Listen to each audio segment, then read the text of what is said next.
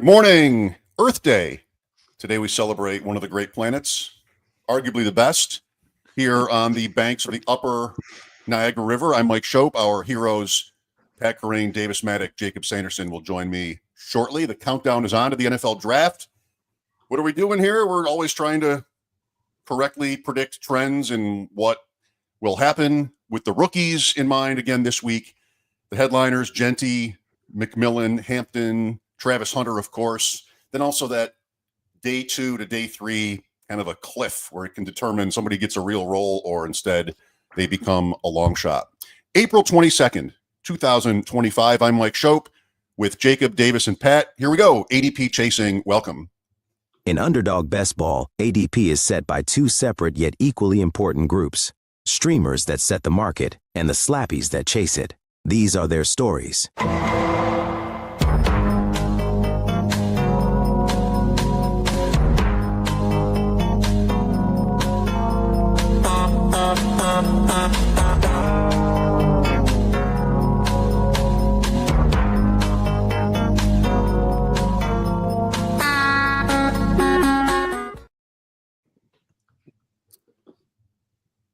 Before the show, even if it is an hour and a half to 2 hours long as usual, before the thing gets away from us, let me do the one thing nobody's doing these days, is literally one time mention the name Gabe Davis. Yeah. 8-2-0-1-4. I forget, Davis, how the game ended, but historically good playoff game. He's just turned 26. I also forgot how that game ended. Yeah. my TV cut out shortly after that. Yeah. What happened the next week? I was thinking about that too. It's a blur. It's all a blur. Crazy. But Crazy. Does Davis really have to? Gabe Davis really have to be dust? Just turning 26. He's gonna get cut. Anytime the GM mentions Parker Washington before you're gone. Now maybe that could be the best thing for him. Gabe Davis with the Chargers. Gabe Davis with the Bengals. Gabe Davis with the Cowboys. I think these are all places he could more or less work out, but it sounds like the Jaguars are ready to move on. How penal is the cut? Like maybe he's a guy that's sort of stuck in Jacksonville. I don't know, but it's kind of sad. Like Bills fans soured on him. His last season here, he played with an ankle injury and didn't really produce. But big game, Gabe. I mean, he had some. Oh, the Gabe Davis people are not gonna like to hear this. They actually don't really save that. They don't save money. anything. They can't really do it.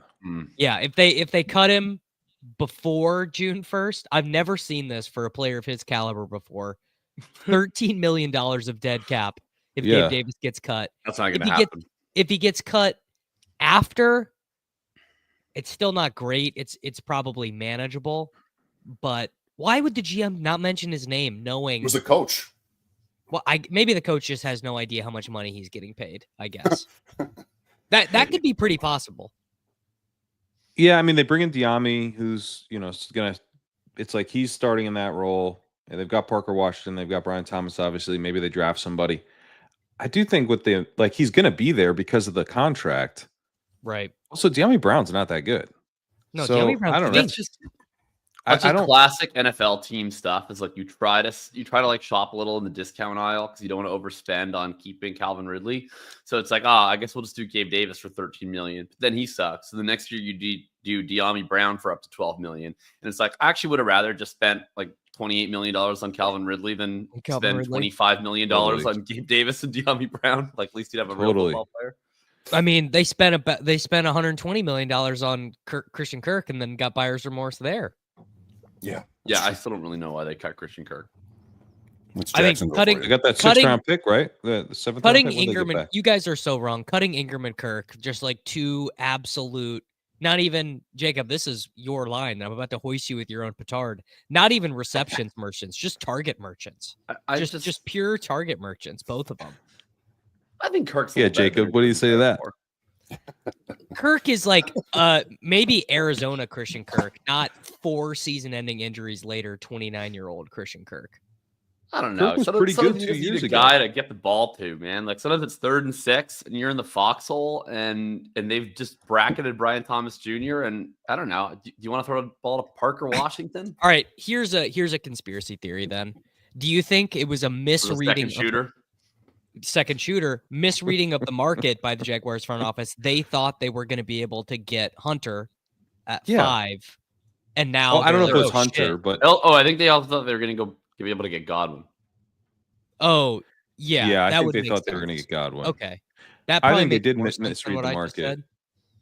How I don't about get think the it guy was- first next time? Yeah, why are you getting rid of receiver depth? Like you come in and your first move is like, all right, get these 2 guys who've had like multiple seasons with the quarterback and are very comfortable. Getting rid of Evan Ingram is so fine. Like it's so. I agree. fine I to agree. get rid of I Evan think they actually that's addition by subtraction, in my opinion. I would rather have Brendan Strange as my starting tight end. I wouldn't. I'd rather still have Evan Ingram because I don't even know if Brendan Strange can really play. 4.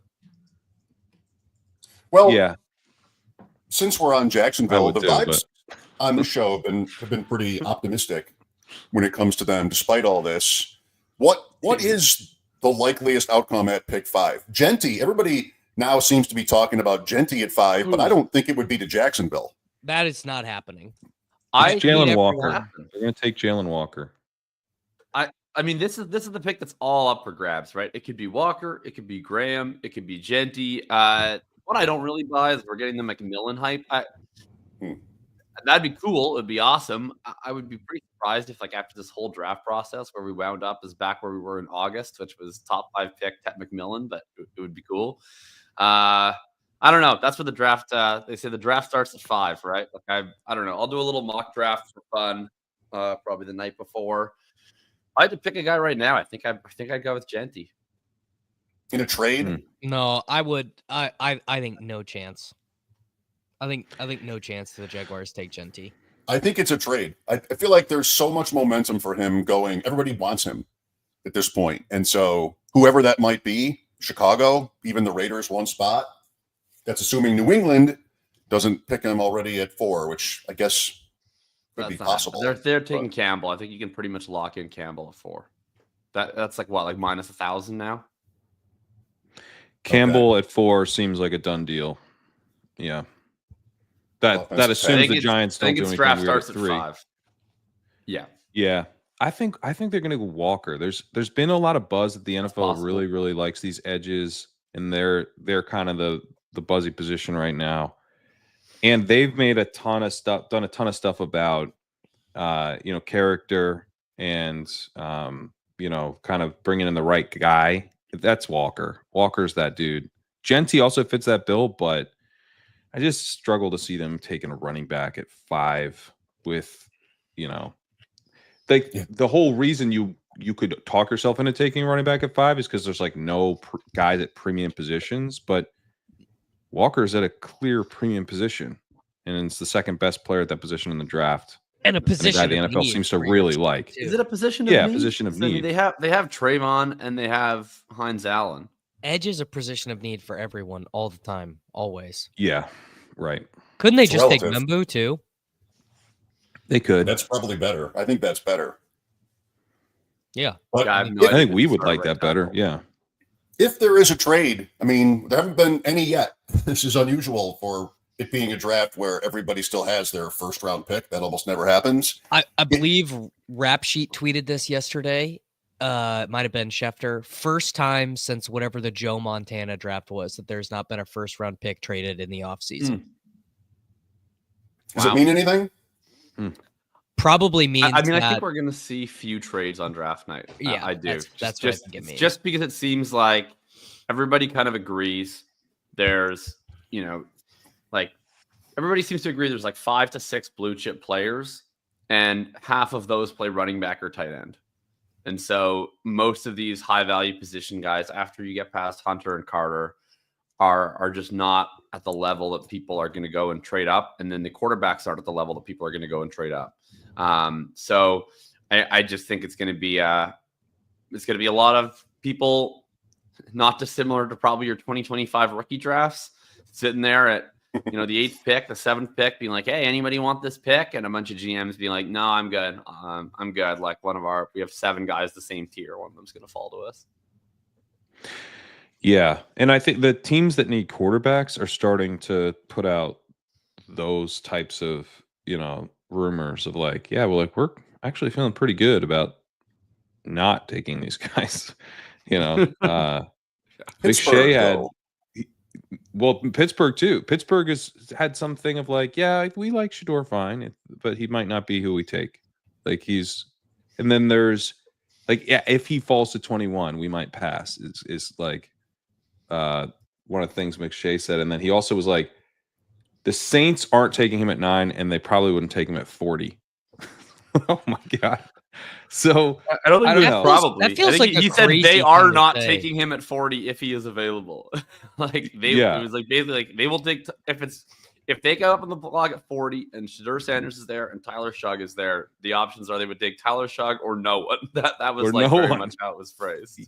Yeah. So that's that to me. Now that could all be like a game that's happening, but it is still interesting that the game is really like.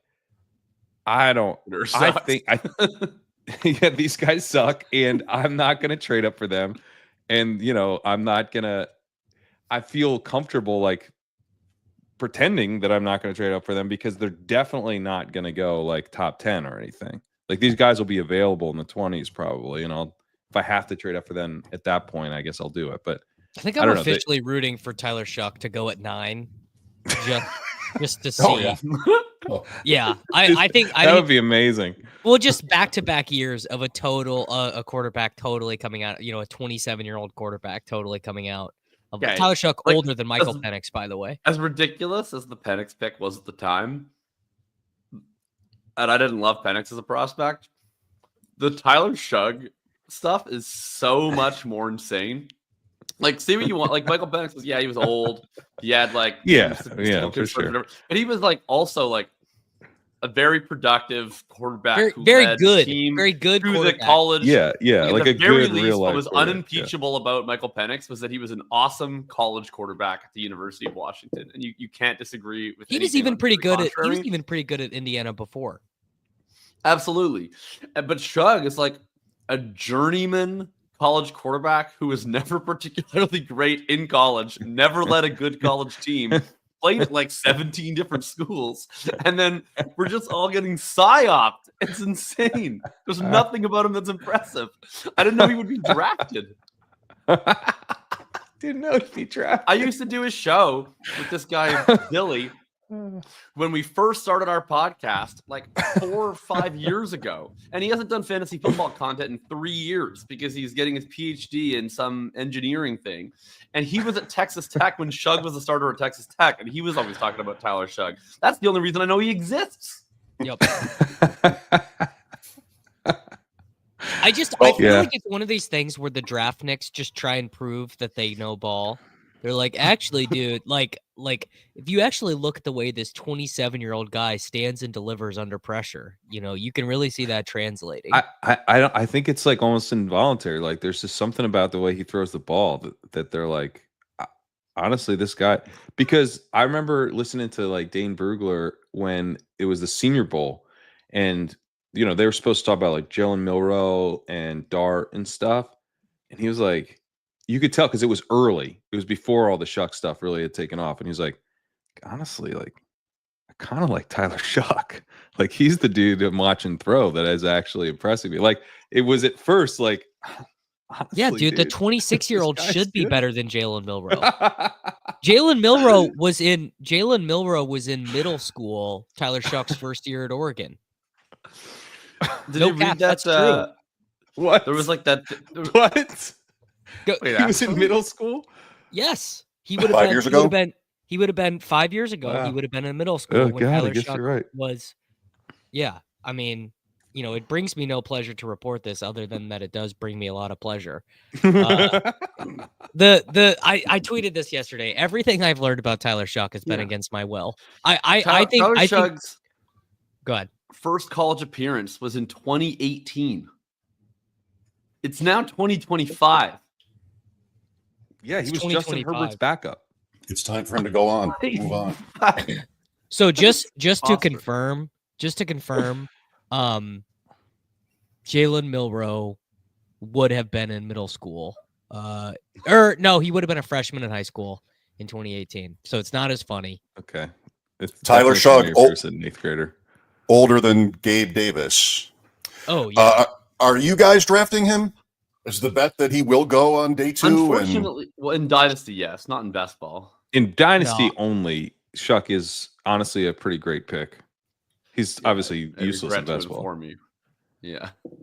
Yeah, Jacob, tell me I'm wrong. Tyler Shuck is actually pretty undervalued. Oh no, you're not wrong. I've been digging him in every league. I hate myself. I take him like at the late 3rd, early 4th, and then I just like look longingly at the gun in the corner. Like it's just Oh my God. Wouldn't you rather I'm being dead I don't out. have a gun. I'm Canadian. Wouldn't you rather take Will Howard? I would rather take Will Howard.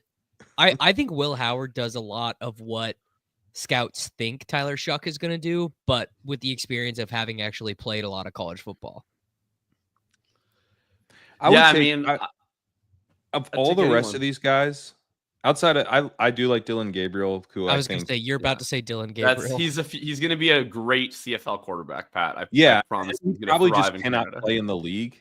He's not built to play in the league, but I think he was like a legit good college quarterback. Mhm. So that's like the one guy I would kind of exempt from this. But outside of most outstanding player, he sat next to my grandma at church, and she said he's a really nice young man, very very well mannered. Dylan Gabriel. Nice. That's all I got. Unremarkable. He nailed the interview. Stature, but He nailed the nice. interview. Yeah. Okay, that's good. Outside of like the guys who are, have gotten the first round buzz and stuff, I honestly would just be like, hey, scouts, like which guy excites you the most in terms of like his throwing motion and whatnot? Because these guys all are backups, every single one of them, including Shuck. But Shuck is probably the scouts seem excited enough that he'll probably Shuck's not get even like a year Shuck's as a not starter. even toolsy though. That's the thing I think that's tilting me. Is Shuck is not even like he's not a developmental quarterback. You know what I'm saying? Well, sure. The development is That's 'cause done, he's old. brother. Development ended Yeah, years ago. He had 7 seasons in which he played or could have played college football games, and he surpassed 2,000 passing yards in one of them. He has 900 dropbacks in those 7 seasons. That's like one Bailey Zappi season in Western Kentucky. But that is where I think he is actually a decent super flex pick is that we actually don't have that big of a sample, and he's going to get draft capital, so we can't. Sure. There's only so sure that we can be that he's not. I'm pretty sure. The type of starter who can hold down a job for like 2 or 3 seasons. I don't need him to be good. Okay. I need him to be like he's Davis what JR Mills Enterprise just said. level A starts. Sam Howell window. Yeah, Sam Howell window. Sure. Yeah. I think he'd give you longer Yeah. than that. I think you get a Kenny Pickett window from him. That's what I think you Oh. could get. Oh, Why would you yeah. ever want to draft anyone with that kind of a ceiling? I mean, whatever round it is. Because In it's like real life. fourth Late round? third in That's a Superflex. massive hit. That's in a real life. huge hit. Oh, I Yeah, don't you know. gotta draft. I don't have to You gotta explain draft this like in a. real life. Oh, in behavior. real life. Oh my Yeah, god, no! why I would would an never NFL draft team- someone in real life. It's expertise, Mike. preposterous. Why would an NFL team ever want to do that? What are you actually planning on having happen? Like, just why would He you ever can want to do that? sling the pigskin. Because the NFL cares about traits and they care about what they can see.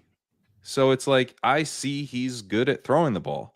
Like, and they're like, yeah, but he's 26. I'm like, okay, how many times you can tell me that? You already told me that, and I've already ignored it. Let's move on. Yeah, You know there was what I like mean? the quote in that athletic article, where it's like, "Don't even get me started on his age." Nope, don't care. This isn't baseball. That Exactly. was my Exactly. all-time quote. That was an all-time. Yeah. That is what I imagine NFL scouts sounding like. Yeah. Yeah, that's not their job though. Their job This isn't to like isn't wait that he's baseball. 26. Yeah, Yeah. their job's to be like. I mean, he probably does have underappreciated arm talent. That's probably true. Is It doesn't worth sound like it's taking in the second overappreciated. round? No, I doubt it. Not in this- I not in highly this doubt world. it. Yeah, just the names Howell and Pickett or Levis.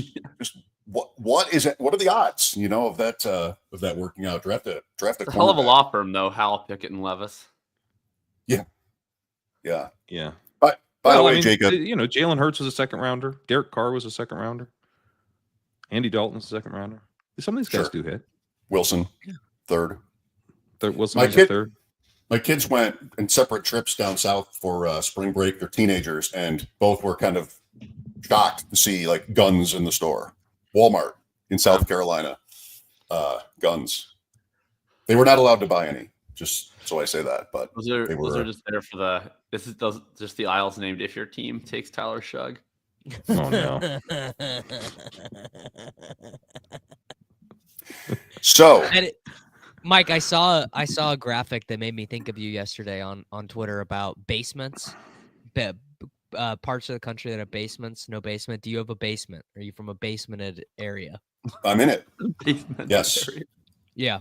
I have a basement which is on street level, so I don't actually go downstairs, but it's on. Oh, so you can't go 8 feet under the earth. Not in this house, but all over the area. Usually yes. Oh, Crane, you probably never had a basement. This is your basement, but it's just no. Delaware's big basement country, man. Yeah, is it okay? Yeah, Delaware's big basement. Okay, I think of it as a basement. Canada, you gotta have basements for the heat. We had everybody has basements in Canada. Yeah, we did there's we'd go hang out in the basements. That's like the teenagers who go hang out in the basement. All my childhood in basements. Just made me feel bad for the large swath of the country that didn't get to hang out in the basement. Maybe it's time for me to. There's no basements out here, and these kids, they're like outside. They're like hanging out. The fuck is that, dude? It's awful. Dude. No, never heard of it. Where basement? They're never gonna grow up to be podcasters. It's time for me to rebrand this thing. I'm going to call this the first floor because it actually isn't underground. And now I have a 3-story house. Boom. It's the garden level, Mike. That's what we would call it in New York. The garden level. Okay. Reframe. There's a bar in here. I'm sitting at it. There's a lot of stuff. That's a basement trait. Stuff everywhere. So, like the Christmas tree. Anyway, again, ADP chasing here with 2 days to go before the NFL draft. One guy, maybe we should just start on Genty and what we think happens there. We've talked about him a little bit already, where he could maybe go at 5. 6 to the Raiders is the popular one. I don't know. I mean, San Francisco has been mentioned as a, worst case scenario for him. Whatever happens, just making your best guess, Pat.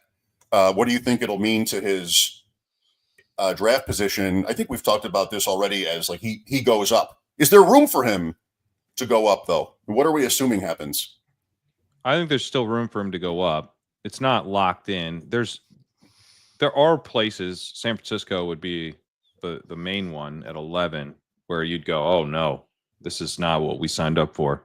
But right behind that is Dallas. I do think, Dallas has been linked to a receiver for a long time, but I think that's with the assumption that Genty's gone. If Genty was not gone, I actually think they would take him. I haven't heard anything about that, but it's just like, how do you pass on him? You need the running back. The Bears, I think, would take him still.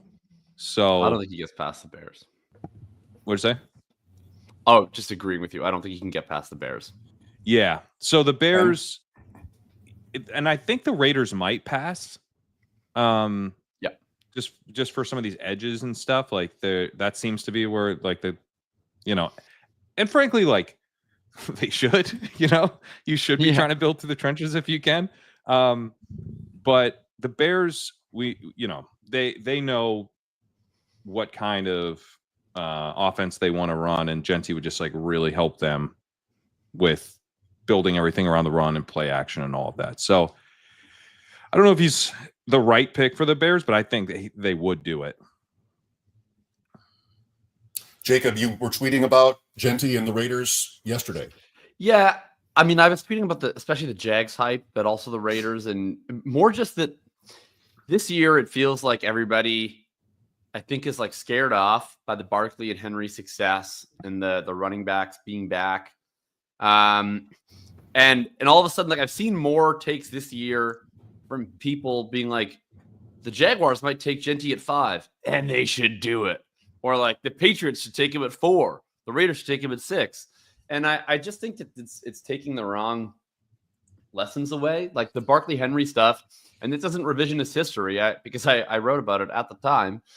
It was very different. I've always been of the view that if a premium running back comes available in free agency, that's exactly how you should be spending your free agency money, because you usually can't get stars at tackle, edge, wide receiver in free agency. And I would rather spend up on elite players at non-premium positions than have to overpay for the middling players at premium positions in free agency. And the only opportunity cost is cap space. If you have the cap space, spend the cap space. But in the draft, you're just giving up so much potential for surplus value, and you're giving up the potential to draft those difference makers at the positions you can't get in free agency. So I think that it would be a mistake for any of these teams, especially before the Bears and Cowboys, to do it. Notwithstanding that, I think it's going to happen. So I think I agree pretty much with everything Pat said. I think if he makes it to the Bears, I really can't see him getting past the Bears. I think it's possible that like someone like Denver tries to trade way up. There's been rumblings about that. And then I think it's at least possible that the Jaguars or Raiders do it. But I agree. I don't think that that's as locked in. I think it's like the ceiling would be 5 and the relative floor would be 10. I don't buy any. I don't think the Jags are taking Genty. Maybe I'm misreading that, but I just don't think that's happening. I don't think so either. I think if Genty goes at 5, it's more likely a trade that someone decides we need this guy. And you know what? I've said this since literally the first time I watched Ashton Genty play. I get it, man. I totally get it. I'm not going to be one of these nerds that takes my pitchfork to Twitter and goes, don't you explain the surplus value you gave up? And he's probably not even going to be good by his 5th-year option. Sound like that? Are you reading one of my tweets? Yeah, I've said the entire time, whatever team takes him, whatever they pay for him, I totally get it. Sometimes football just needs to be viewed as cool, and only one team gets to win a championship.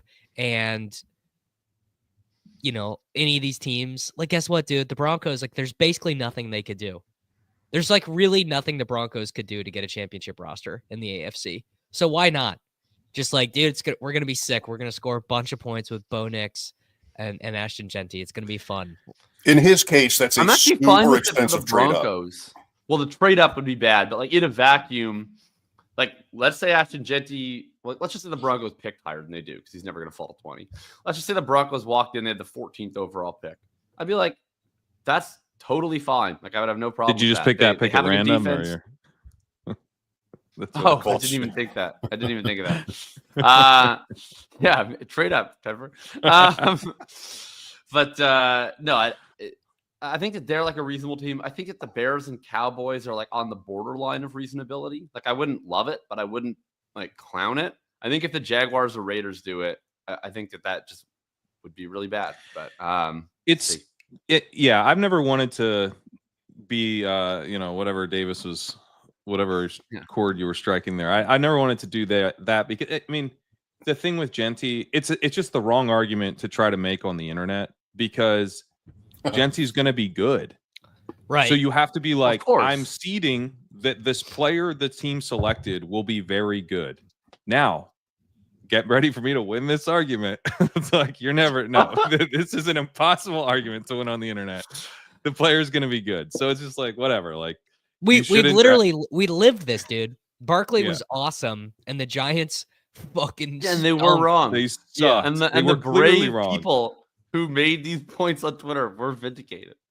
Yeah, of course. Except they weren't, though. Not in the eyes of the hater. Well, it's hilarious that the Giants every day I grab my bagged lunch and I go to work on the internet and I try to fight the haters. I think we were actually vindicated by the Giants because they were so atrocious they're so atrocious they had to let Saquon go somewhere else to be good. Which I think tells you a lot about what drafting a running back in the top 10 will do for you. So yeah, but I mean, whatever. Like, it doesn't matter. The Raiders, I think, are still very live to take him. And if they don't, he's probably going to be on the Bears.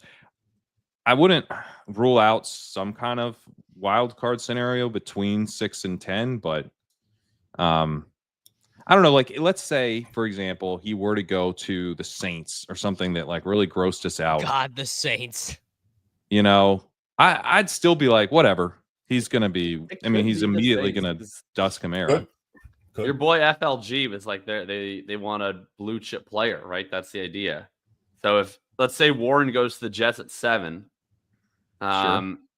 and Graham goes to either the Panthers at 8 or the Jaguars at 5, because that's the other guy I've heard they really like, then maybe they look at it and say, like, well, there's one blue chip player left, and he plays RB, but, you know, these spreadsheet versions don't understand is the positional value doesn't matter. We just want good football players, and then they take Genty. Yeah. So That guy sounds like someone I'd like to get a tea time with. You know, that guy, he gets it. It does sound very Saints. Yeah, he would definitely drop in best ball at that point. But my kind of take on him would be like that he's over Kamara. Yeah, he's gonna take the job from Kamara fairly quickly. Kamara would probably keep like a third down role. It would hurt him. It would hurt his ceiling this season for sure. But then, like, dynasty wise, he's still the clear cut 101. Yeah. Dynasty wise, Sigmund Bloom on his pre-draft Bloom 100 at Football Guys says Genty is worth 3 1s. I'm at 2.5 base ones. I traded the 1.5, the 1.6, and the 1.10 to Theo Greminger of Fantasy Points for Genty in our league. That is Superflex tight end premium, and I was happy to do it. I still had a 111 left that he could have got for me, honestly, if he asked for it. Take that, Theo. He left a 111 on the table. Wow. Like, honestly, if he would have countered, I would have just said, Theo, you could have added a Luther Burden. I took Caleb Johnson because I'm woke. Nice. But yeah, I would have pressed accept immediately on that. Oh man, that's so good. Genty's underdog ADP is 11. Who does he, if he does get the right landing spot, who does he pass? Is it St. Brown? He passes all of them. He passes all of them. He goes to the 1.6. Okay. Puka. He could easily go if he's the Bears guy. If he's the Bears at 10, I think he could. Right. Beside I don't know that he. Yeah. I think that's probably where he finishes. It might take like a summer of hype and stuff, but I think he'll get to 1.6. Which sounds like we should have been doing that all along. Yeah, although it's possible he ends up somewhere where it's really bad, and those receivers are great picks. So, it's tough. Yeah, you were overpaying if you were doing that. Like Pat said, the Saints. He's probably going down towards the late 2-3 turn if he's on the Saints. 49ers would be. It would certainly appear really bad wherever he ends up, as I explained a few weeks ago. I'd just be drafting so much of it. But and then I don't think the Jets thing is happening anymore. I've heard he's not in the top names, but if that did happen, that of course would move his ADP down as well.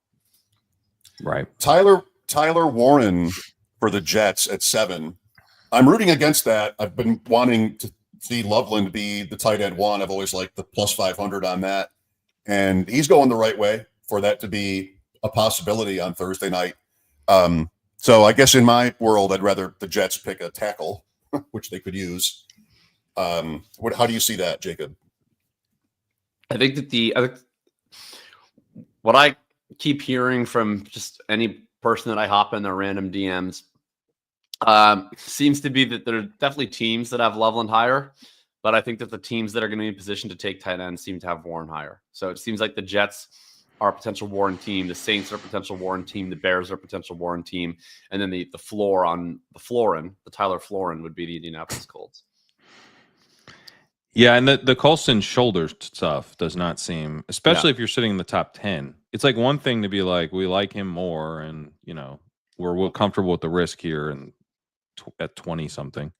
But if you're in the top 10, I think all that stuff starts to weigh a bit more heavily. I do think Loveland ultimately winds up being a Colt, actually, because I think Warren's going to go to 7, 9, or 10. God, I think that the Colts then take Loveland if Warren's gone. 2 rounds different in ADP. Warren and Loveland. 101 for Warren, 125 for Loveland. I've got plenty of both. I mean, the funny thing is, I was worried Warren would be on the Colts, and now if Loveland ends up on the Colts after all this, and it's like, that to me is worth 2 rounds. Like, you telling me for a rookie tight end, you get the Jets versus the Colts, I'd be like, yeah, I'll pay 2 rounds for the Jets. Same here. I like Loveland better. He's my tight end 1 in Dynasty. I mean, if that happened, he wouldn't be anymore. But he is in a vacuum. I hope he doesn't go to the Colts. Although I also kind of hope he does, because I think he's like awesome, and I think he'd be great for the Colts football team and their eventual quarterback. But for fantasy football this year, if any tight end goes to the Colts, I mean, good night, soldier. Yeah. Chargers may be ideal. Chargers is ideal. Yeah. Time to learn Will Mallory, buddy. No, the thing is with Ballard, this might be proven immediately wrong on Thursday night, but people have been telling me like, oh, didn't you see the press conference where he was like, we're not going to force a need pick. You get in trouble if you do need picks. No, there's 2 different types of Ballard.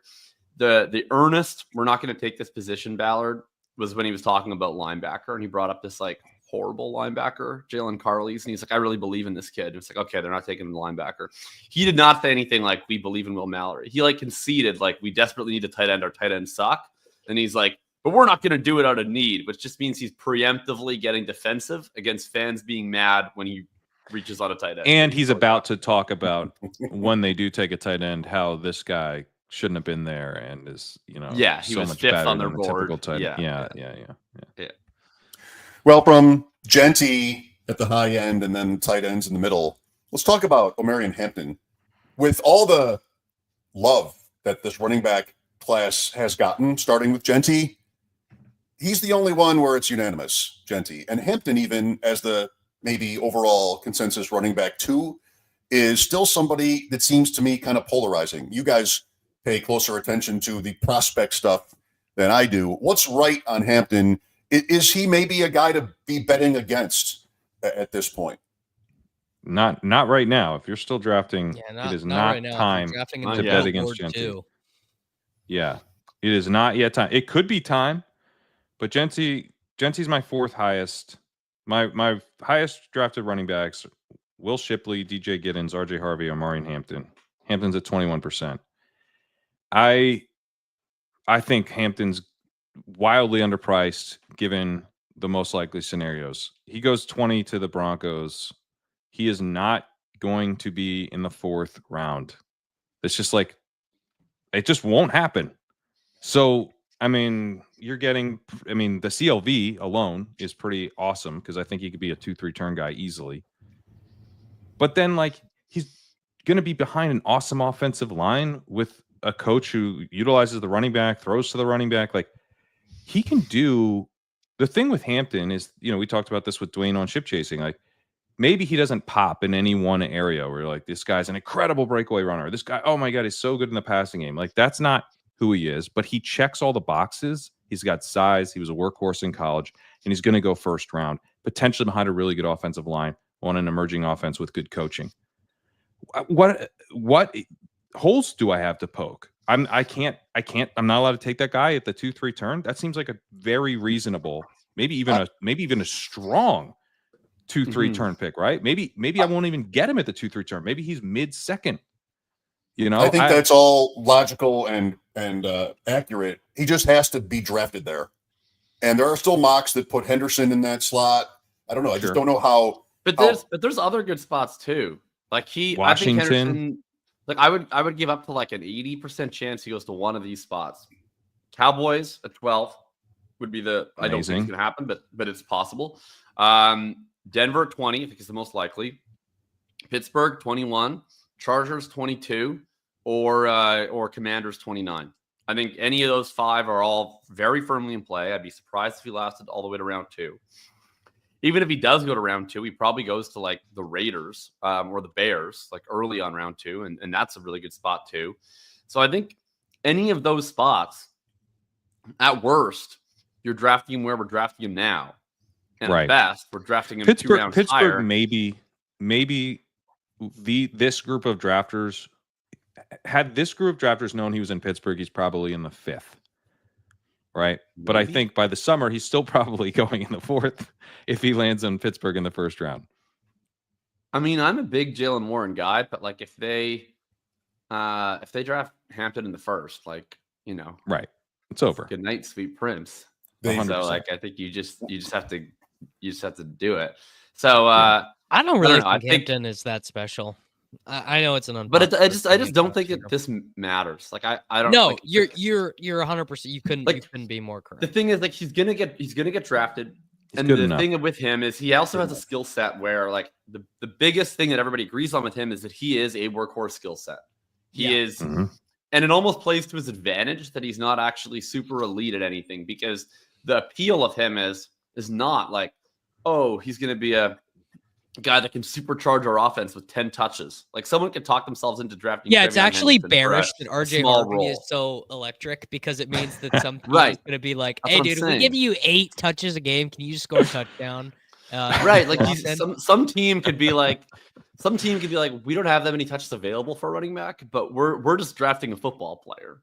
Whereas with Hampton, it's like, no, like, the whole deal is he can take 25 carries and 5 catches. So that's what we're going to do with him. Like, if you're going to invest a round 1 pick in that profile, you're doing it with that in mind. So I think, and it's, you know, I think the discourse of like him being potentially overdrafted in the 1st round is clouded that he still is a really good running back prospect. Like, I think if he was just going to go in round 2 the whole way, I don't think people would have as many complaints about him as they do. It's just people saying like, well, maybe he's not actually round 1 caliber. Like, he's definitely not a bad prospect. Like, there's nothing in his profile that is like glaring red flag. No, and I think they're like, the idea that he should go in the 2nd round is right. Like, he should go in the 2nd round for all the reasons we talked about. Genty not going top 10, and there probably should be a bigger conversation about who's actually better between him and Travion Henderson and maybe even Quinshon Judkins and stuff. But like, so what? You know, he's probably going to go to a good landing spot. He looks very likely to go round 1, and that still matters. You know, like the draft capital difference between him and a Judkins, it still matters. So why I'm not allowed to bet on it just because I think it's kind of silly, you know?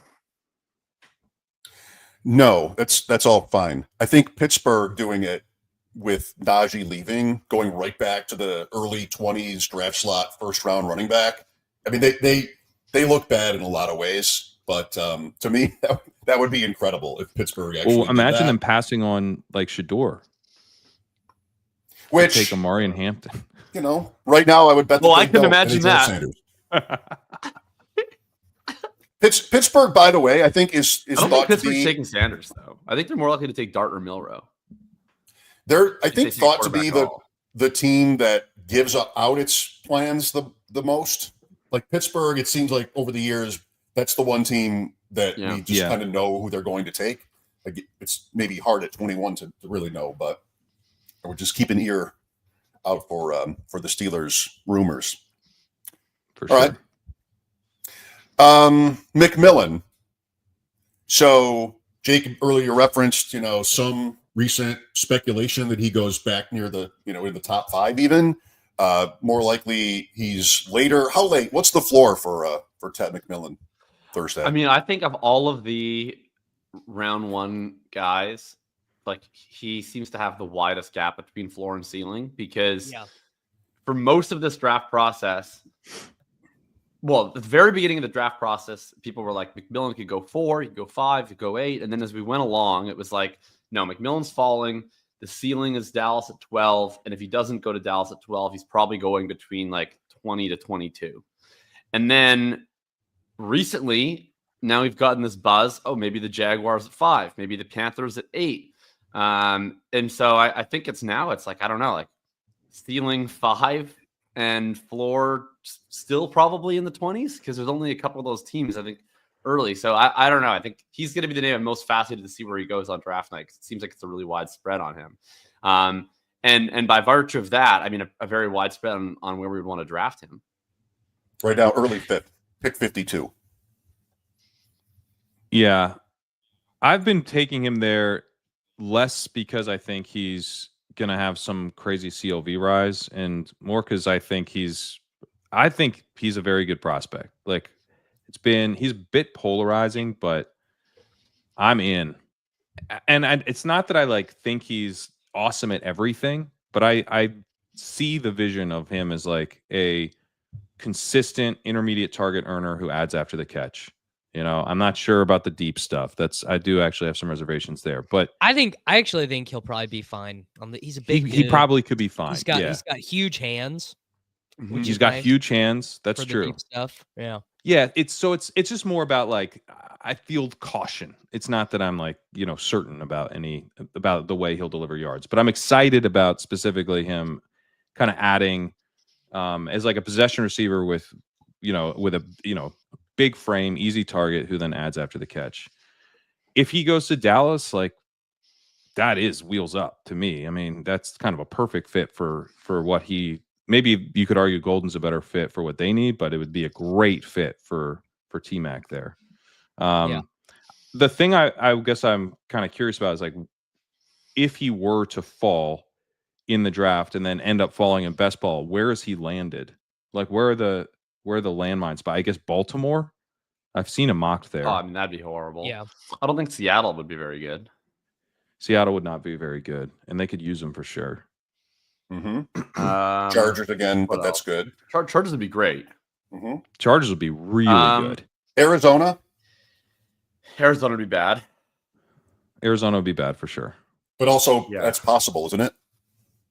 I have seen him mocked there, but that's like, guys, what are you doing? I think he's a weird fit. I don't think they're going to take a receiver at all. I think they'll take an edge player or a corner. But if they do take a receiver, I don't know. The Golden fit is like easier to imagine for me, just because like they already have like an X who's a possession guy, and then they have a tight end. Marv is the same type of guy, and so it's like, do they need a third like possession receiver? Like, don't they? Wouldn't they rather just have like someone to run a bunch of posts? So I don't know. It would be a weird fit. Bills be a weird fit. I mean, no, the Bills are only taking a fast guy. Receivers. Yeah. The Bills would be mega bullish from the ceiling perspective, and then how it would actually work out. Yeah, it'd be awesome. We get to talk ourselves into Ted McMillan on the Bills, and then he plays a 65% route share. It's gonna be great. They refuse to draft Collins. They refuse to draft speed. Tight end. They never. It's never speed with the Bills. It's almost like it feels like it's intentional. It's just never speed with them. No, but now I think they realize they need it. After choosing Keon Coleman over Xavier Worthy, I think they'd like to have that one back. Probably. Maybe. I hope you're right. How would you feel about the Packers at 23? Bad. Strongly another 65% route share income. No, that's not true. I think if the Packers, who are so ideologically committed to never drafting round one receivers, come out and do it this year, to me that says like no, we're done with, we reject wide receiver communism. We're now going to install like our new true alpha wide receiver.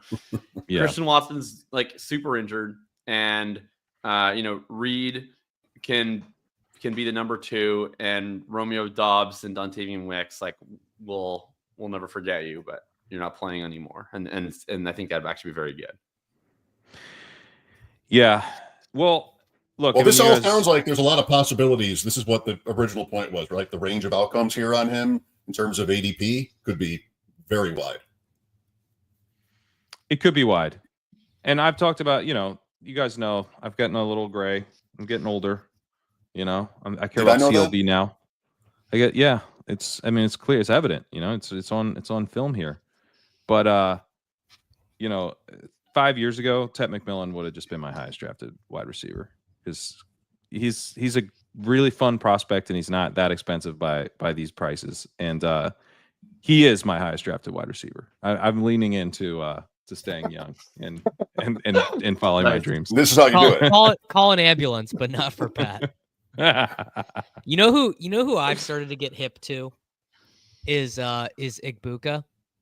Yeah, dude. I still think he's super boring, but like the last super boring guy to go in the first round was Justin Jefferson. Yep. No, Igbuka is way. Garrett Wilson was also kind of boring.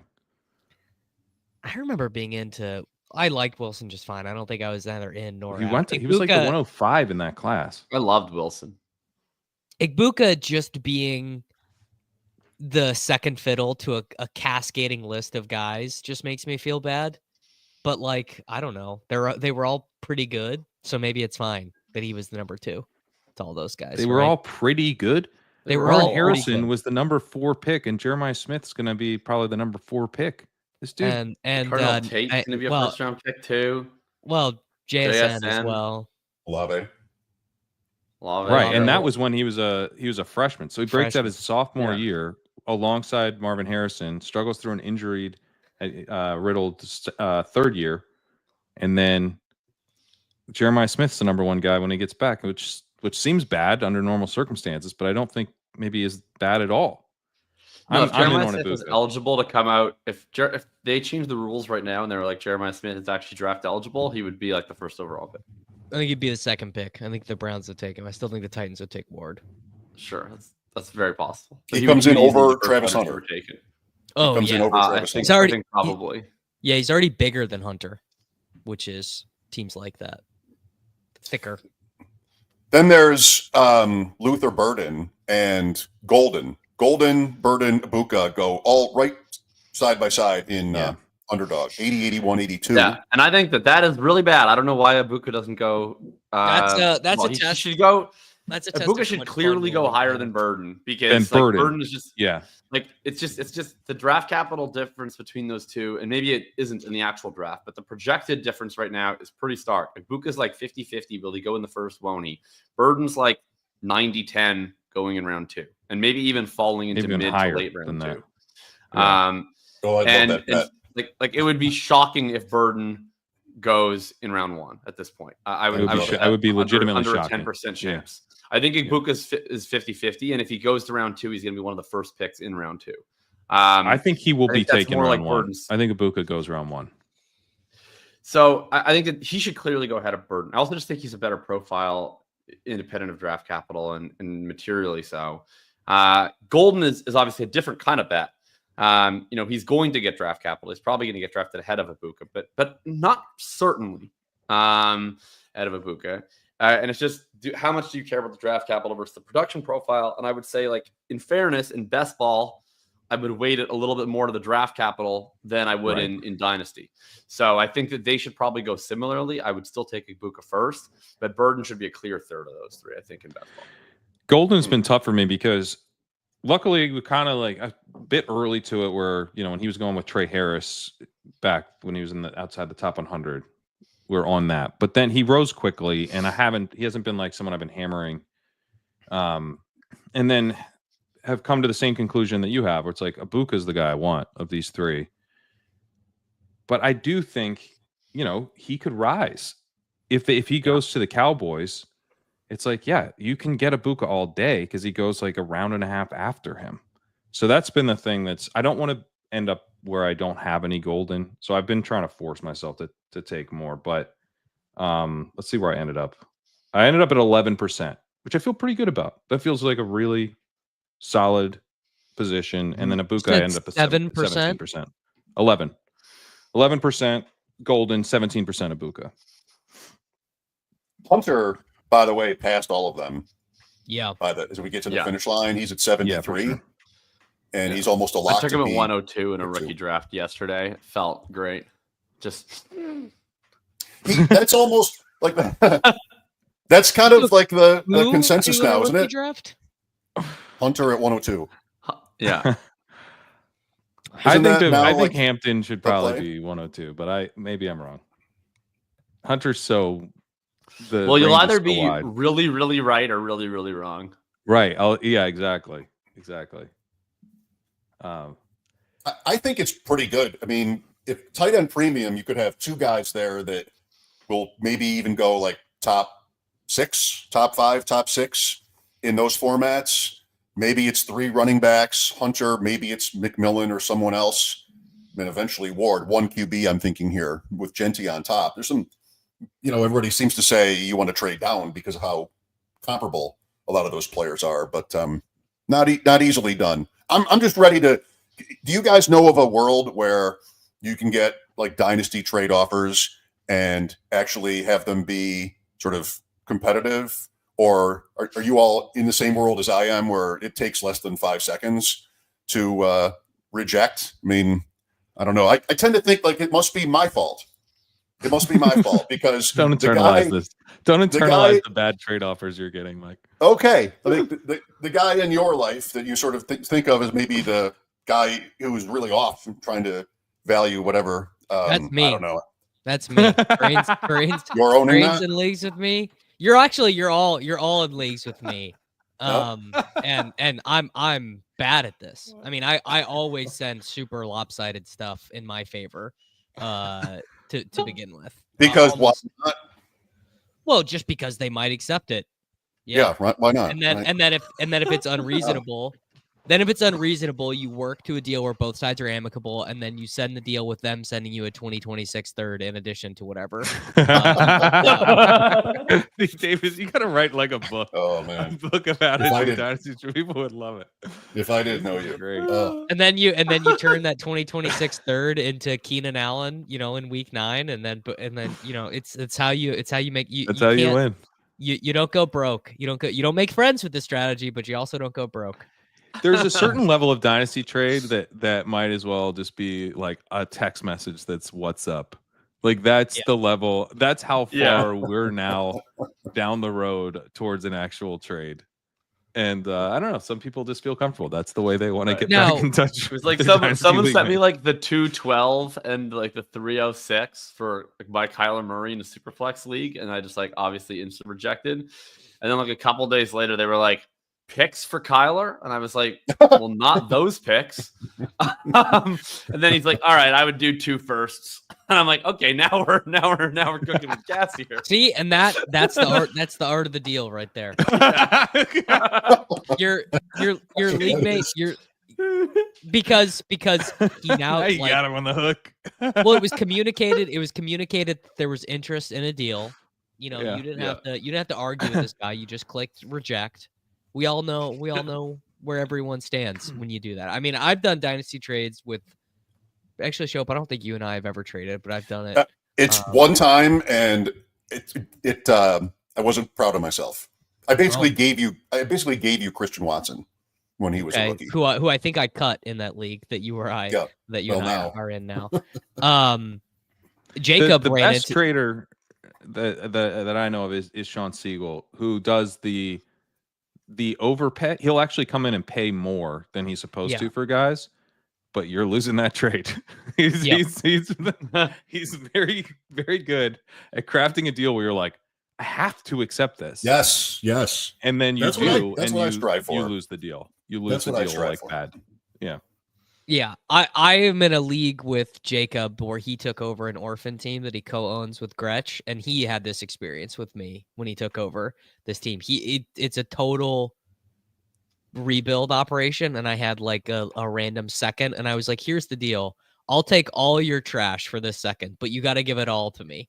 Like we're talking like you got to give me Evan Ingram and Gabe Davis and Jaleel McLaughlin. DJ Shark was involved. And DJ, like, you got to give me, I'll take your trash, but you got to clean the street up. It's got to be all the trash if you want this second. You missed a spot.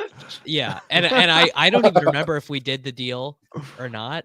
Well, yeah, we did a different deal. We did a different deal, which was, it was a little win, a feather in my cap for me over you and Gretsch, and that we did the deal. And then Gretsch texted me and he said, that was too light. What are you doing? Yeah. But the deal was we got like 3 picks off of you for Kirk Cousins. And so vindicated. Many such cases in these leagues I'm in where I'm trying to hang on to, because I was I have 3 leagues where I'm barely hanging on to being the title favorite but dead at quarterback. So I have a lot of Kirk Cousins. The great irony is that at that rebuild team that was so deplorable, we made the playoffs. Yep. We made the Final Four with like no players. But it was basically just Jonnu Smith, who I think was in the trash heap deal we were referencing. He was in the trash. I was trying to get he like carried our team to the semifinals. Yep. Well, good for you and your fishing expeditions, I guess. Yeah. I mean, to me, you get a terrible offer and it's just no. and then maybe the person will get back to you with like counter. Like, no. I've already ruled out the possibility of anything reasonable happening with you.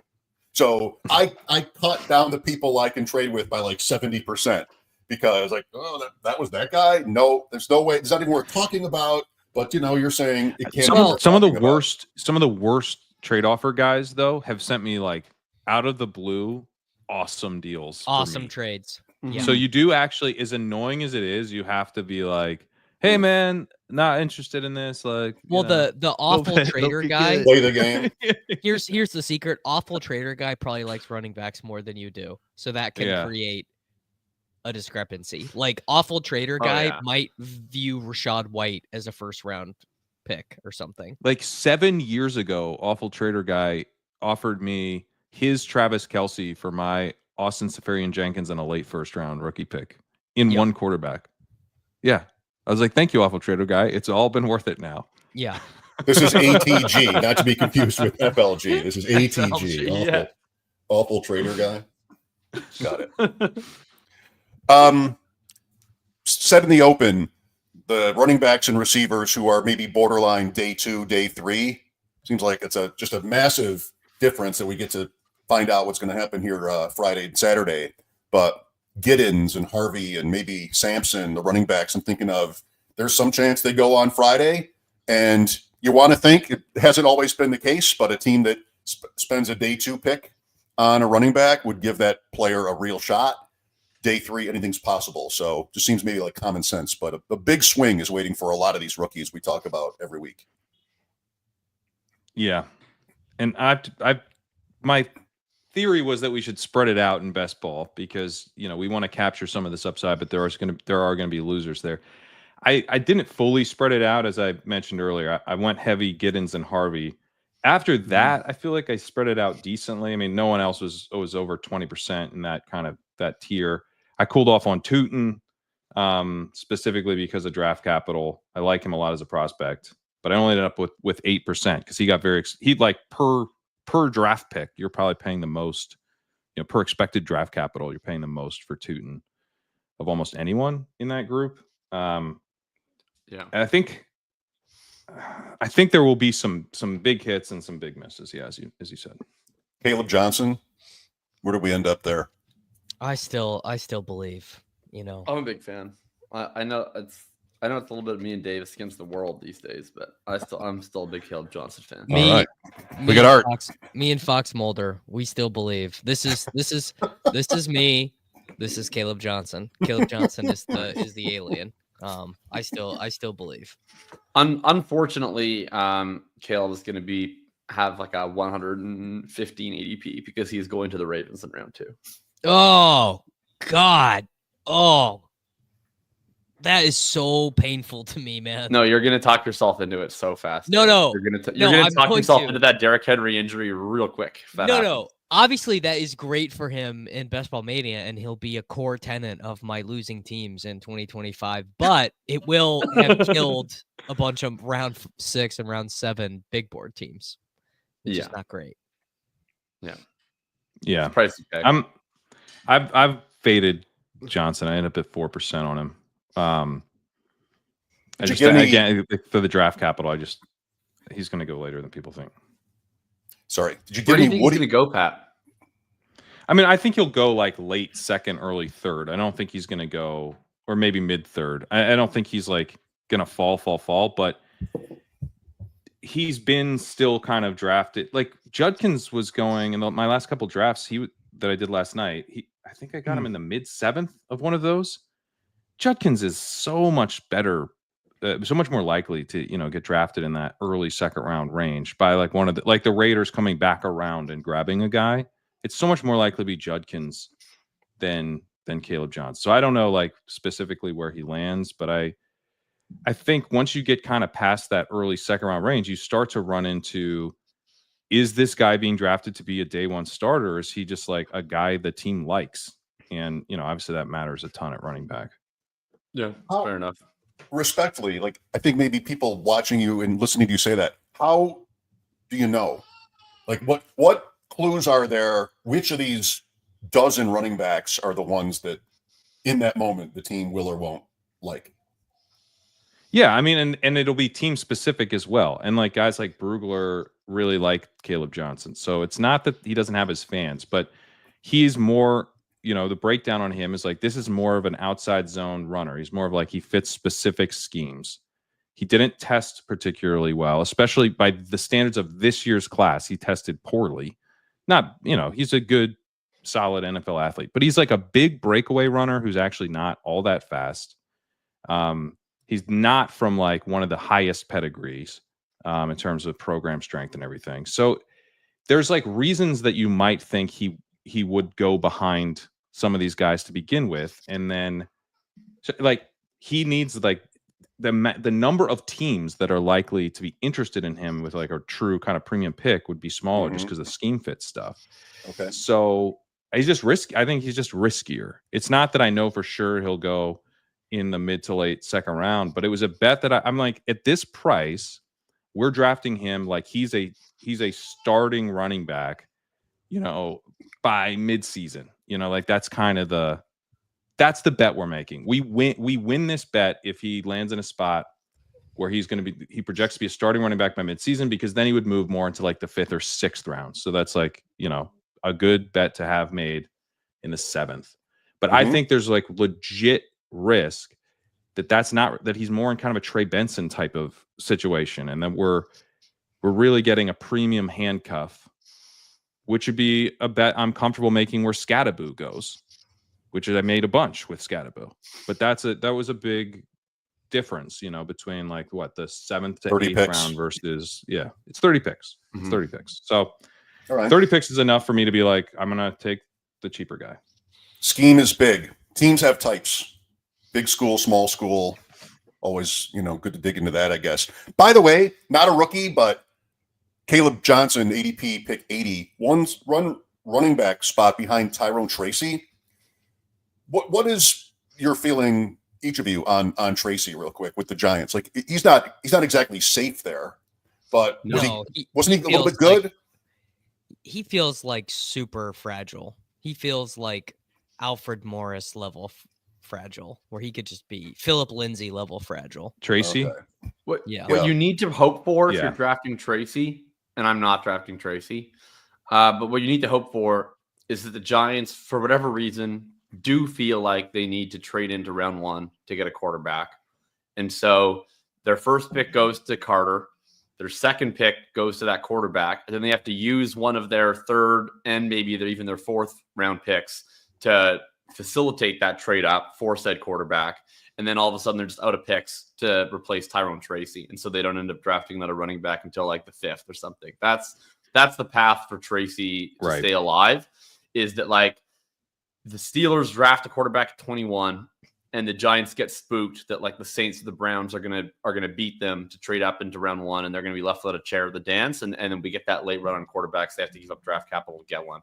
If they just make their picks, I think that probably a round 3 or round 4 pick is getting earmarked for a running back. And Tracy was fine, but I don't think was like special enough to where he's just gonna ice a running back. I think he could be good enough to be an impediment to that running back, and they could split it down the middle. But I think he's not going to have the full workload.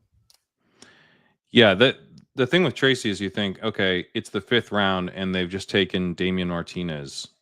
Am I worried about that? And I would be. Yeah. And then I think the next question is, if a player like Damian Martinez fundamentally changes this bet, maybe this is not a great bet to make in the 8th round or whatever. However he went. I've drafted him 3 times in 150 drafts. I don't know. But yeah, I think he's fragile. I don't think there's much ups. Like, talk about CLV. I don't think you'd get any really if they don't draft anybody. Like, he's not going to be a 6th round, 7th round pick, right? So you're kind of like, it's an offense that we're going to have trouble getting set. Best case scenario, they're going to have a rookie quarterback. So yeah, I faded him pretty hard. Do you guys see the Giants getting to a quarterback here? I mean, they'll definitely take a quarterback. I just don't know who or when. But I mean, the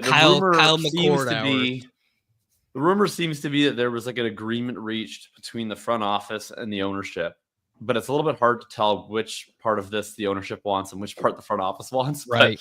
But there seems to be some agreement that they're going to take the best player available at 3. And then but then they have to figure out a quarterback plan with their other picks. And so maybe that's at 34. Maybe that's trading up into the first. Maybe that's even in round 3. But they'll take someone. I still think ultimately that's where Shedeur winds up. I think at 34 or in the late first. Yeah. I think I like it on Cleveland with Hunter the same way. Yeah. Yeah, that's possible too. Chase Brown, not a rookie also. Pick 39 ADP. Does Zach Moss being reworked, his deal with the Bengals, mean anything to Cincinnati's chances of drafting a running back this week? It's probably slightly bullish. Slightly bullish. Like like if I had to pick a direction, because now they could at least tell themselves, all right, we've got our 3 dudes. We have Chase Brown, Samaj Pirine, Zach Moss, and we've got Travion Williams on the practice squad if we are real down. Yeah, that's how I see it. No real need to draft and anyone Moss else. stinks. Moss stunk for them last year. Will stink for them this year. Chase Brown had already taken that job before Moss got hurt. I feel like people kind of forget that, but he didn't get unleashed into 90% opportunity share guy, but that Sunday Night Football game against the Giants was the changing of the guard. Like he had already taken over at least as a 65 to 70% guy. So Moss is good, but the Bengals have still also met with every single running back who's rumored to go day 2. So I don't think we're out of the woods, but it helps. I learned this year that some teams don't even do visits. The Rams never, they don't do visits. Jacksonville's new GM came from the Rams, and they didn't do private workouts or anything like that. Do you guys know that? Apparently it's because they don't want to get biased by the interviews, which is kind of interesting. Yeah. There's some good research on that. Well, I read that they still do visits, but they just have this guy. I forget what his name was, but it was started with an S, and it was a word, not like a name. But they would go and visit the players at their own campuses or homes, and then they don't have to count it as a 30 visit. And then they felt that the players were more comfortable in their own environment, and then B, because they wouldn't have to disclose it, then the league wouldn't be able to know who they were interested in. So I think they're still meeting with players. They're doing it off-site. That's also interesting. Here in Buffalo, I think there is, unless you had something to add to that, Pat, I was going to bring up James Cook's There's a good situation. comment here on the Tracy. This sums up the Tracy. People are saying. Well, yeah. Yeah, Jacob has liked the Ford idea this year, if I remember correctly. Okay. Yeah, I'm a big Ford guy. Yeah. So the Bills don't seem to feel too much urgency to renegotiate with James Cook, who's got 1 year left on his deal. He's been pretty public about wanting to step that way up. $15 million a year was a thing he tweeted a time or two. And the GM of the Bills, Brandon Beane, a while back said, we'll just, after the draft, we'll think about it, and maybe even next year. So the Bills have had a pretty smooth ride these last few years getting deals done, but it seems like maybe with Cook, they're in a different place. And Bulldog, I know, Pat, you're a big Bulldog guy. He is saying about them, if they would only draft a running back, if that's a really bad sign for Cook. I kind of think it's a year, and maybe it's just sort of swimming with you guys and talking rookies all the time, that they could or should do it anyway. Anybody have a thought on that? I think every team should draft a running back on day 3. It's a great class.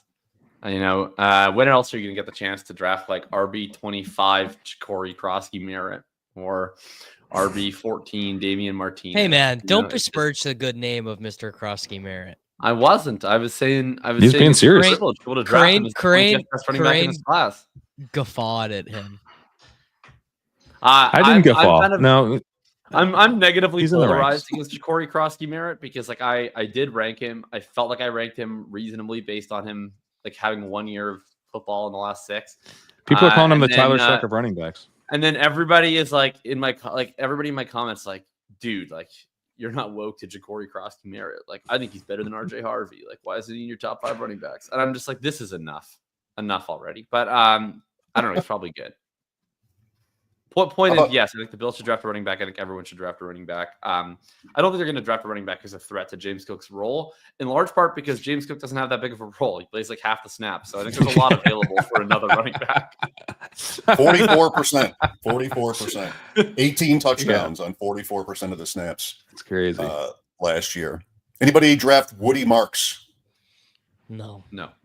No. I'd rather draft my guy Lan Larison. Just because it would be more fun if Lan Larison was a hit. Well, maybe you'll change your mind. Marks hive is real, though. I've gotten some comments about Woody Marks. People like him. Maybe you'll change your mind when you hear that what I read from Sigmund's article, which referenced Dane Brugler, that his nickname is Woody. It's not his given name. Yeah, because he was such a Toy Story fan, and he wore a Woody costume on Halloween 7 years in a row. I don't think I've ever gone back-to-back, went in the past, back-to-back on Halloween costumes, but 7 years in a row is definitely that's love. Yeah, if you liked James White's 8.6 half PPR points per game, you're gonna fucking love Woody Marks, dude. Woody Marks. Dude, you remember 2018? James White was killing it in 2018. He's an RB1. Yeah, frankly. When was he drafted, Jacob? When was he? What year was he drafted? James White? I don't want to answer that question. I think what is there to something. like about Woody Marks? Well, he catches passes, but he's not efficient at doing it. But he does like his hands. He runs a lot of routes. Yeah, teams trust him to be out there for passing downs. He's fast. If you breathe on him, he'll fall over. But he is fast. If I'm taking a passing down guy, I want a dog. I want LaQuinn Allen, who's like got dog coming out of his pores. I've been taking Trevor Etienne, who I think gets drafted the top because his last name is Etienne. Yeah, I took him with his brother one time. It was fun. I took him too. I took him with the 4-12 in a rookie. I took Tyler Shuck and Trevor Etienne in the same rookie draft. I had to take a shower afterwards, but just playing the draft capital game. I think Jaden Blue is a very interesting pass catching running back who's going to be drafted. Blue's interesting. ADP 174 for the next 7 years. Who is Montrell Johnson Jr.? As a running back for the University of Florida. Fast. That's it. That's something. Is that who you're hoping the Bills get drafted? No, I don't have a guy for that. But I think he's protected by Ray Davis a little bit. Ray Davis looked okay. Yeah. That's the one game Cook missed, Davis went for 152 from scrimmage. So yeah, replace it. Davis is obviously a risky guy. They might add somebody and take his job, but I think they're not. If they draft someone, it would be weird if it was before day 3. Although, I guess you could argue if you're about to pay James Cook, maybe a round 3 running back isn't the worst thing. Right. Then just thinking about not being able to draft underdog here in the great state of New York. I got to a point. This is, say what you want. I got to a point where I closed the tab. I'd never closed the underdog tab, but to prepare for today, it might not sound like it, but I opened it and then looked back at some war room drafts and big board and everything like that. I didn't do the little board like Davis did. 50? What was the feat with the little board? 50. I'm doing 50 right now. I'm drafting the little board as we speak, brother. Let's get a peek in there. Let's get a peek. What's happening in the little board? Time is the most finite resource. I've got a Breece Hall, Aaron Jones, Brian Thomas Jr., Devontae Adams, Jalen Waddle, Chris Olave, Matthew Golden, Brock Bowers team cooking. Right. Nice. Sounds good. I said this yesterday in a video, and I just wanted to get this on a ship chasing stream. Ja'Cory Krosky-Merritt is my generation's Raheem Mostert, a track star who was in college for 1 billion years and never played, and then hung around forever, and then was finally good. And when did Mostert start producing? It's not It's not relevant. Out of curiosity. It's not at all relevant. In touchdowns 2 years ago. It's still a best ball show, right? A 2025 best ball show. not 2035. What if it's a 2030? What if it's a 2029 best ball show? Then I'm very in on these guys. Mostert is Gabe Davis adjacent in that they both had kind of out of nowhere incredible, humongous playoff games. Yeah, It might have also been 4 touchdowns. Mostert against Green Bay. Was that 4 touchdowns in that game? Yeah. Still around with the Raiders. Still around. All right, guys. Want to get to last call? Yeah, I got to pull up. I got someone out. Name. It's not going to be Ja'Cory Crosby-Merritt. I'm gonna look on is for me. Again. Get the better It deal. is for me. That's the guy I was prepared to take. And, when you mentioned him that first time, I just, thunder stolen. But it's already been said. Is there even confirmation Ja'Cory Crosby-Merritt is a real guy? We have the NCAA literally being like, dude, your number was used. Real. Like, we can't tell if he's real. That Mike Renner what if Mike Renner ranked him running back 7, but he's not even a real guy? Like, he's just not. Who is that guy that Sports Illustrated did the story of on April Sid Fool's Finch. Day? Sid Finch. Yeah, maybe it was like like Mike Renner's Sid Finch. a 6'8" pitcher from Africa or something who could throw 110 miles an hour. And I don't know. That wasn't true. That was made up. That is a whole different time. All right, Ja'Cory Crosby-Merritt is taken. Well, you know what? I'm actually just gonna take a fastball down the middle here. I'm gonna take Mason Taylor, tight end 32. Oh, I think I already took him. I think he's been taken. All right, we I'll need take to go back and figure out who we've taken. Yeah, we got to get the graphic up next week with the list. So I'll share it with everybody. I'll take Elijah I'm certain I took him Arroyo. because I did the whole bit about his name being Jason Taylor's name with a different first letter. That's All right. So I'll take Right. Elijah Arroyo, University of Miami Hurricanes. I think Davis had left that day when you did that. In Davis's defense, he had to leave early. So, all right. A hard out. Just a quick thought on the tight ends? I mean, how many were we getting through day 2? Fannin, Arroyo, maybe Taylor, maybe plus the top Taylor 2? for sure. Taylor might go round 1. He'll definitely go round 2. Fannin, I think, probably goes day 2. Arroyo probably goes day 2. Ferguson might go day 2. Fannin, I implore everyone not to freak out until after the beginning of round 4. Like, if he doesn't go within the top 120, we're allowed to freak out. Have a little faith, man. He's ranked in the mid 50s on DJ's big board. I know. I obviously we're not freaking out then. We're doing victory laps, but don't lose your shit if he goes to early round 4 to someone. It'll be okay. Tight end's a little different. I can't believe we're doing the premature cope. You just gotta. I'm prematurely coping. I don't want to. I don't want to deal with the panic. I can't remember who I've taken in the past. I assume I've taken Jordan James. Have I done that? You took Jordan James last week.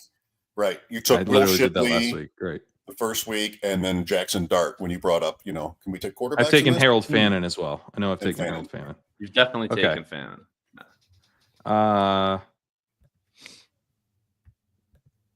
Maybe I'll take. You know what? I'll take my boy from last year. He did fall to the 4th round. I'll take Troy Franklin. All right. There we go. Troy Franklin. I'm gonna take. I have a particularly disgusting pick. I'll take Amari Cooper. Okay. Oh God. What's wrong with you, dude? I just gotta bet that he sides. I just gotta bet that he sides. This is a family show. I don't think it is. It's definitely not. What family is gather around? Family It's time to watch ADP chasing around the dinner table. No school today. You have your Swansons while we watch It's ADP 10 a.m. chasing. You don't have to ADP go to chasing school. Isn't on because Pat hasn't started the stream yet, but it will be soon. Gather around, family. I'm just picturing a family, the nuclear family, and Dude, I'm Davis stroking out right now. Maddox Amari City, Cooper, Oklahoma. bro. Look, he's. You know what? He's gonna sign somewhere. He's not just gonna be out of the league. Yes, he could be. He stinks now. Mike, We don't boots on know the that. ground. Is Amari Cooper washed? It looked that way, but it's still recent enough that he didn't look washed. You could make excuses for the Cleveland scene there, first half of the season. He had a wrist injury that probably doesn't make him slow. So the fact that he hasn't signed says it all, but I'm with Jacob. He'll play. Maybe not in the playoff weeks, but at this point, he's not going to sign because teams wouldn't ever sign someone that's not a priority like the last month or so, because now they're waiting until it doesn't affect their comp pick formula. So he'll sign after the draft. Yeah. Which is also which is the same cope that we were doing like with the Melvin Gordon the year that he ended up being super washed. But right. This is how people end up on practice squads. This is how adult men end up on practice squads. You know what? It'll be really entertaining if I have to like sit through watching Amari Cooper. 2 years ago, had like 50 points at a best ball playoff week. He was the guy you needed. Yep. And if he shows up and has a week like that, we'll at least have this moment to remember. That's true. By. Week 16 in Houston, and then they played the Thursday night the following week, and he sat in the fantasy finals. Yes, off of that game. Yep. Well, there are high stakes here, Jacob. So you're brave to go out on a limb here with this pick and last call. Davis, everybody went. Right? I regret it. Everybody went. I regret it. He said on the same stream he made the pick on. He's already ruined the selection. I just want that to be on the record when this inevitably gets clipped, that the I regret it was seconds after he made the pick. I regret it. I regret taking 37-year-old Amari Cooper in a predictive game. Wouldn't you love that? Wouldn't you love that at one of the post-draft NFL team news conferences? What was up with this pick? Yeah, we shouldn't have done that. That was a mistake. That would be if a team immediately regretted it, like, oh, dude, we took Jalen Milroe at 21. That was a mistake. I mean, that would be all time. The closest we got was panic pick. McVay on the Patriots pick. Was it Cole Strange? And then he sort of was told about it right when he was sitting at the table and like, fifth round grade. Yeah. But the I forget. Someone was embedded. It might have been Peter King. Someone was embedded with the Ravens that year. They picked likely because they'd already taken Kolar, I believe. Yeah. And the Ravens only take tight ends in pairs in the draft. They got sniped on Calvin Austin. They got like fully sniped. Like they didn't have any other backup player. Like just like, we're gonna get Calvin Austin a few picks. Hell yeah, they were super excited. And then the Steelers took him, and they were literally like Harbaugh turned to Greg Roman. I think was like, could you use this guy maybe? And he's like, oh yeah, okay. And they took him. They only draft tight ends in pairs, and it's always the second one who's better. Yeah, true. It's always the second one who's better. That's the move. All right. Let's go around just like what's coming up this week. What do you guys do for the draft? We'll be on Thursday night together. We'll be on Thursday night. Yeah, absolutely. I signed up for the 11:30 shift very wisely because the Bills pick so late. That's usually around 11:30. So, you and Davis will be around together. Dave should be getting up in the morning at 11:30 at night. No, I'm gonna be fucking up the rest of my week by staying up to watch the Chiefs take some fucking linemen that I don't care about. Well, it's like normally there's a good, like each of the last 4 years, there's been good intrigue on the Chiefs potentially taking a skill position player, and there's like absolutely zero intrigue on that this year. Mm-hmm. Like just no, like it's gonna be, and in fact, they will probably even. They got to be like, I don't know, plus 110 to trade out of the first round entirely, to just be like, we don't need it. We're gonna Henderson to the Chiefs would be very fun, but I just feels tough given the way the Super Bowl went. They need to go back to the trenches, right? It would be a tough scene. I think you're having a hard time selling yourself that after what's happening with the offensive line. I agree. So Thursday night for the ship chasing round one extravaganza. Let's call it that. Can't wait. And that'll be fun. Pat, what else is coming up for you? I'm jumping on later today with Daniel Raz. He's going to whip up a mock draft. We're going to go through it. He's as dialed in as anybody to this stuff. So that'll be fun to get his thoughts here as we head into the draft. I'm gonna have another wide receiver write up. Then I'm gonna finish up today, so that'll be out just ahead of the deadline there. And who knows? Maybe if I have time, I'll write up a little Dylan Gabriel thoughts for Dynasty purposes. Obviously, well For off the best CFL ball radar, Dynasty but leagues? Future yeah, Winnipeg for your Blue CFL Bombers. Dynasty leagues. Yeah. I actually have a and good track honestly, record Tyler of this. Shuck will be in that article. So Oh, No, he all can't right. make Where's, it. where's your People need Riley to know Leonard about him. think piece? Leonard has a Should chance do a whole in the think CFL. piece. Oh, Riley Leonard Leonard. think piece. Riley Leonard is the new Strevler brother. Yeah. Oh my God, the Bombers just re-signed him with a torn ACL. I don't know what we're doing, but anyway. Chad Kelly still in that league, or has he been banished from Toronto? What happened to Chad Kelly? He was allowed a 17th chance, and then he then took a debilitating injury in the semifinals. So I'm not sure if he's going to be ready for next season. Chad Kelly. Chad Kelly. Swag yes. Kelly. Oh, yeah. Didn't he? I was going to say, last I read, he had violated He the did some CFL bad player things, policy. Yeah. Yeah. You know who? Here's a blast from the past for all my CFL and NFL bros out there. You know who's really good in the CFL, or at least was? Kadeem Carey for the Toronto Yeah, he Argonauts, was I really believe. good. Yeah. Just found that one out the other day.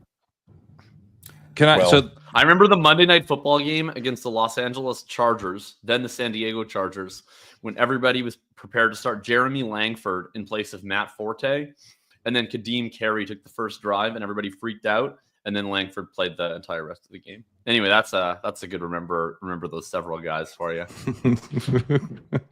Warren Moon is my CFL quarterback for all time. Warren Moon. Eskimos. They were then Edmonton Eskimos. Now they're the Elks. It's probably enough CFL content for one show. For me. Can I propose a game before we get out of here? Before the draft? Yeah. So in that range, that Tracy range that we talked about, he would certainly be eligible here. We pick a running back because this comment here, B-Rob feels too expensive at 200.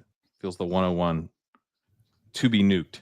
Let's pick a running back in that range who gets nuked and then who survives and comes out of the bomb shelter, and it's like the open to fallout, and then the world is his oyster, right? So who gets nuked and then who survives? Does anyone have one? I'll say Jaylen Warren survives. He's the cockroach.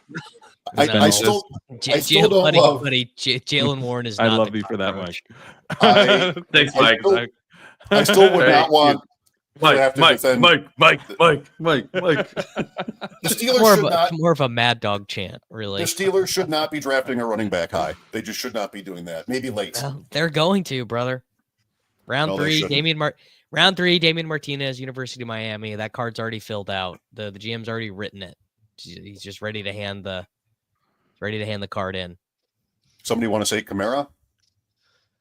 Oh, Kamara's destined to survive, I think. I'm gonna say Tony Pollard. I think Pollard might get like turbo. Pollard, nuked. yeah. Early second rounds, I still think he'd be fine. Pollard's used to being the Pollard. He just needs a new Zeke. Pollard is very used to being the Pollard. Then what's gonna happen to Spears? What's he? Yeah, he's gonna compete with Spears. I mean, he already nuked himself, brother. We're near an expiration date on that knee. Aaron Jones. What about Aaron Jones?